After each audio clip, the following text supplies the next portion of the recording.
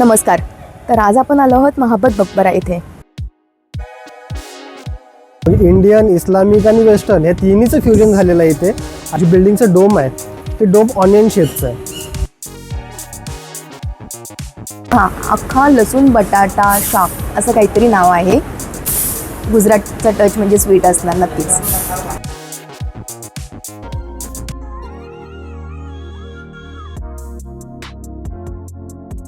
नमस्कार, स्वागत आहे तुमचं आमच्या एका नवीन ब्लॉगमध्ये. तर आज आपण चाललो आहोत गुजरातला.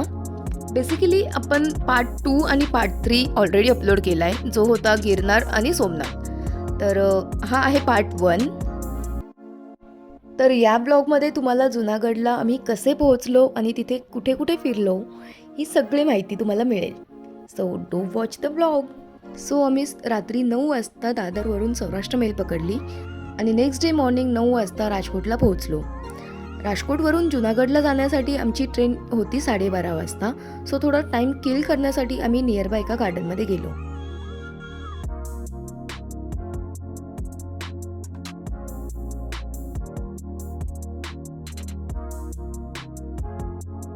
सो जुनागडला आम्ही स्टेशनच्या नियरबाय स्टे केला होता आणि तिथे संध्याकाळी आमच्याकडे 2 ते 3 तास होते. So we choose to visit Mahabat का मकबरा, जे जुनागड सिटीमध्येच आहे. नमस्कार. तर आज आपण आलो आहोत महाबत मकबरा इथे.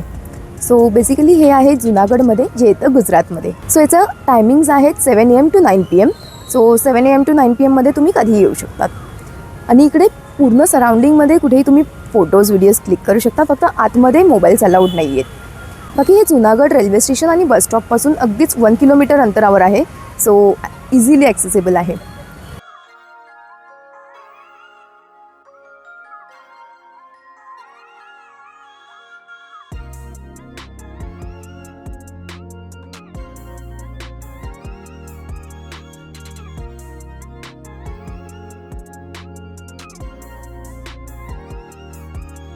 याचं कन्स्ट्रक्शन स्टार्ट झालं होतं 1878 मध्ये आणि जे कंप्लीट झालं 1892 सो बेसिकली हे कन्स्ट्रक्शन केलं आहे जुनागडच्या नवाबांनी. ही जी बिल्डिंग आहे ह्याचं जे आर्किटेक्चर आहे ते इंडियन आणि इस्लामिक या दोन्हीचं फ्युजन आहे. ह्याची जी विंडोज आहेत, डोअर्स आहेत, तुम्हाला सगळे असे फ्रेंच टाईपचे बघायला मिळतील. म्हणजे त्याचं जो वेस्टर्न इन्फ्लुएन्स आहे तो पण या बिल्डिंगमध्ये आहे. ओके, मग इंडियन, इस्लामिक आणि वेस्टर्न या तिन्हीचं फ्युजन झालेलं आहे इथे. आणि ही बिल्डिंग अशी दिसायला खूप मस्त आहे. बिल्डिंगचं डोम आहे ते डोम ऑनियन शेपचं आहे. बिल्डिंगच्या आजूबाजूला जे 4 पिलर्स आहेत त्याच्या आजूबाजूला स्पायरल स्टेअरकेस पण आहे. ओके, आणि हे ते इकडचं वैशिष्ट्य आहे. आणि एक गोष्ट, आम्ही इथे आलो होतो तेव्हा संध्याकाळ होती आणि तेव्हा दिवसाची लाईट होती. दिवसाच्या लाईटमध्ये पण फोटो खूप छान येतात आणि संध्याकाळी जेव्हा इथे टोटल लिटअप होतं तेव्हा खूप मस्त, अजूनही त्यापेक्षा छान दिसायला लागते इकडे. तुम्ही जेव्हा इकडे यायचं प्लॅनिंग कराल ना तेव्हा बेसिकली इव्हिनिंगचाच प्लॅन करा. म्हणजे तुम्हाला दोन्ही लाईट्समध्ये फोटोज काढता येतील, व्हिडिओ शूट घेता येईल. तर आत्ताच आपण महबत मकबरामधून निघालो आहोत आणि आता आपला नेक्स्ट स्टॉप आहे उत्सव रेस्टॉरंट. तर बेसिकली आता आपण इकडे डिनर करण्यासाठी आलो आहोत.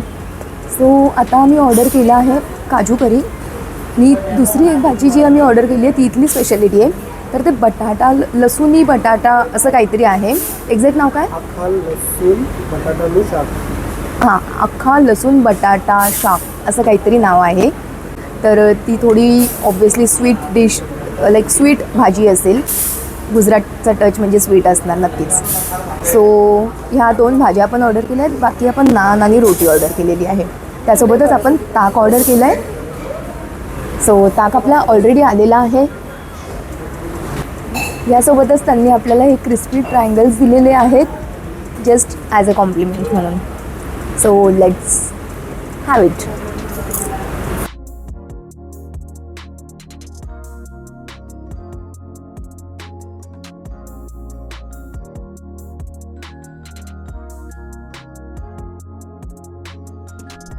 सो डिनरनंतर आम्ही हॉटेल रूमवर गेलो आणि लवकरच झोपलो.